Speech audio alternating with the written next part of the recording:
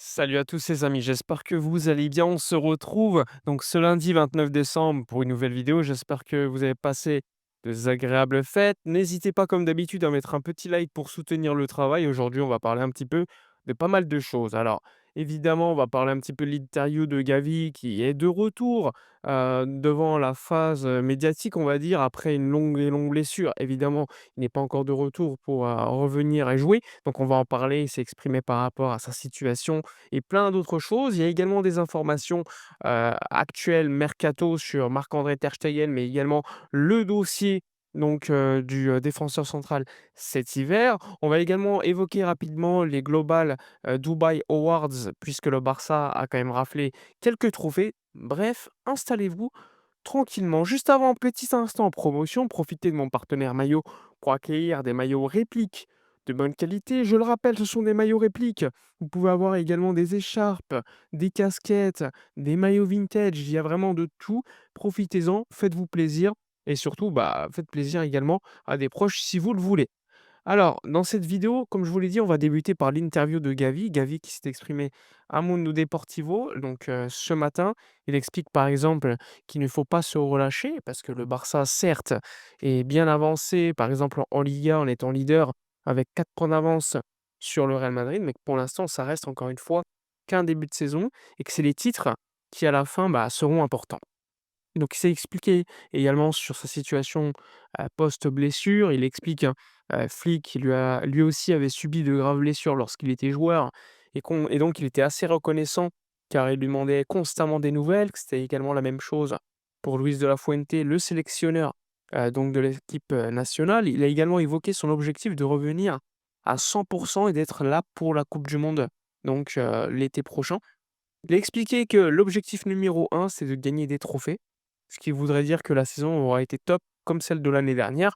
Mais encore une fois, il met en avant le fait que ce qui le frustre énormément, c'est de ne pas être avec ses coéquipiers, qu'il prend très peu de jours de vacances parce qu'il veut absolument revenir et que pour l'instant, certes, il est dans les délais et que normalement, il devrait rejouer à 5 mois après sa blessure, hein. Je le rappelle, normalement, il devrait être de retour pour le mois de février.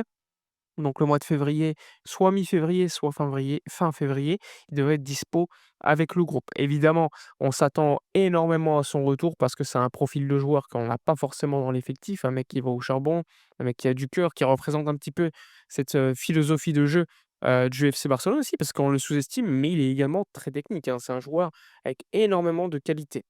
Il a également expliqué qu'il prenait très peu de jours de vacances parce qu'il voulait absolument donc que la période d'absence soit écourtée le plus possible. Il l'a dit, hein, les blessures font partie du jeu, c'est normal d'être blessé, ça arrive. Pour autant, il faut revenir au même niveau, il faut revenir avec la même mentalité et de toute façon, il n'y a pas de raison pour qu'il ne revienne pas à son meilleur niveau. Donc, l'interview de Gavi, hein, qui est sortie chez Mundo Deportivo, mais également chez Sport, hein. Il était vraiment à faire la petite tournée, médiatique, hein. Il ne faut pas qu'il se fasse oublier, c'est normal. Il est quand même content qu'au niveau des résultats, ça se passe plutôt bien, même sans lui. Mais bon, il faut absolument qu'il revienne pour amener un petit peu plus de présence au milieu de terrain, vous le savez. Déjà avec, Pedri, De Jong et cetera. Ça peut amener une concurrence supplémentaire et surtout, bah, comme tu fais jouer certains moins de temps de jeu, eh bien, tu évites évidemment aussi les blessures. Donc là aussi, on s'attend à un retour, lors du mois de février, comme je vous l'ai dit et donc on a hâte de le revoir. Ensuite, les informations un petit peu par rapport au mercato d'hiver avec Marc-André ter Stegen et le poste de défenseur central. Ce qu'on peut dire, c'est qu'il y a toujours une analyse effectuée par le club à ce niveau-là parce qu'ils attendent de voir déjà la durée d'absence d'Andreas Christensen. Comme vous le savez, si la durée d'absence est de plus de 4 mois ou plus de 5 mois, ça change, de manière importante parce que évidemment, s'il est absent de plus de 4 mois, tu peux réutiliser 40 du salaire du joueur pour recruter quelqu'un.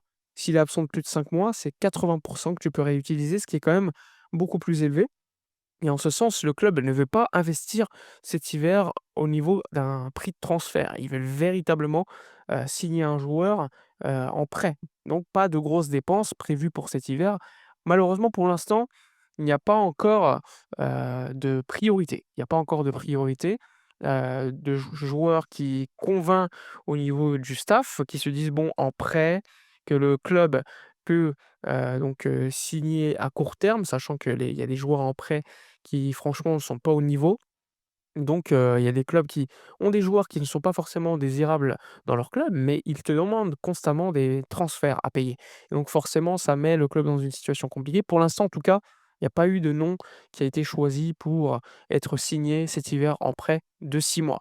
Il y a également, je vous l'ai dit, le cas Marc-André ter Stegen qui lui est toujours, un cas assez difficile à gérer parce qu'il a un gros salaire et qu'il y a la coupe du monde qui arrive. Donc il a besoin de jouer pour être en sélection allemande. D'ailleurs, Rudi Völler, directeur sportif de la sélection allemande, l'a communiqué de manière publique en disant: «Si ter Stegen veut être à la coupe du monde, il doit jouer». Donc ça, c'est important. Condition sine qua non pour qu'il soit présent aux États-Unis et au Mexique l'été prochain.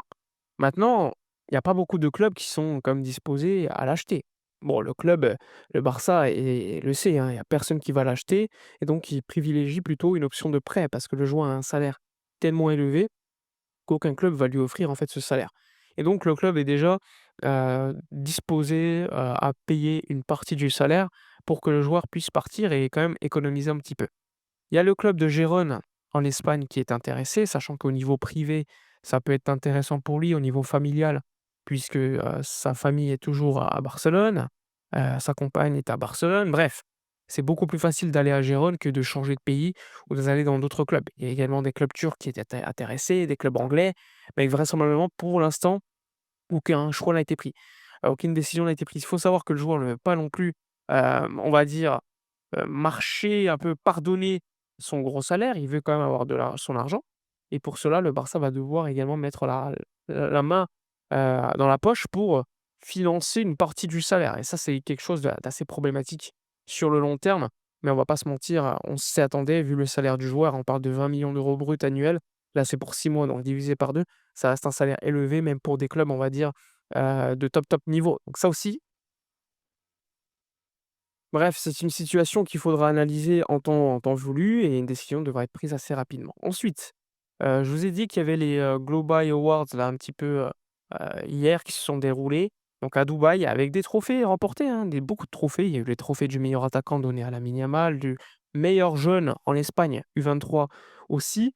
Il y a aussi eu le meilleur club de Liga, Hansi Flick, choisi comme le meilleur coach du championnat d'Espagne l'année dernière. Bref, beaucoup de trophées. Il a eu également Lamine Yamal le trophée Maradona, c'est le trophée, du joueur le plus skyful, c'est-à-dire, beaucoup de skills techniques, le plus intéressant à voir jouer, tout simplement. Donc beaucoup de trophées à ce niveau-là. Il y a également l'équipe féminine, Aitana Bonmati a été élue meilleure joueuse de l'année. Il y a Rafinha qui a été élu meilleur joueur de Liga l'année dernière. Bon, le Barça a eu beaucoup de trophées. Il y a également Andrés Iniesta qui a reçu un trophée pour sa carrière. Bon, c'est pas non plus une cérémonie super importante, faut pas l'oublier, ça reste une cérémonie créé par Jorge Mendes, qui évidemment a été élu encore une fois meilleur agent de l'année. Depuis une quinzaine d'années, il a dû gagner 13 fois, donc c'est assez ridicule. Mais bon, ça reste un trophée à prendre. Et on a pu voir Yamal s'exprimer, Andrés Iniesta s'exprimer. Je vous renvoie également à la petite interview de Laporta sur mes réseaux sociaux. Il s'est exprimé devant les médias du monde arabe. Donc vous pouvez aller checker tout ça. Voilà, pour faire simple, pour toute l'actualité de la journée, n'hésitez pas à donner votre avis dans l'espace commentaire, à aller également profiter de mon partenaire. Tous les éléments sont dans la description de vidéo. Pour l'instant, c'est un petit peu calme, mais dans quelques jours, il y a le retour à la compétition, match contre l'Espagnol de Barcelone. Ça va être un match compliqué. Il ne devrait pas y avoir Dani Olmo, mais on devrait avoir un Ronald Araujo qui d'ailleurs s'entraîne avec le groupe aujourd'hui. Et donc, hâte de voir comment ça va se passer. Bref, je vous souhaite une excellente journée à vous et nous on se retrouve à la prochaine, pour une prochaine vidéo. Ciao.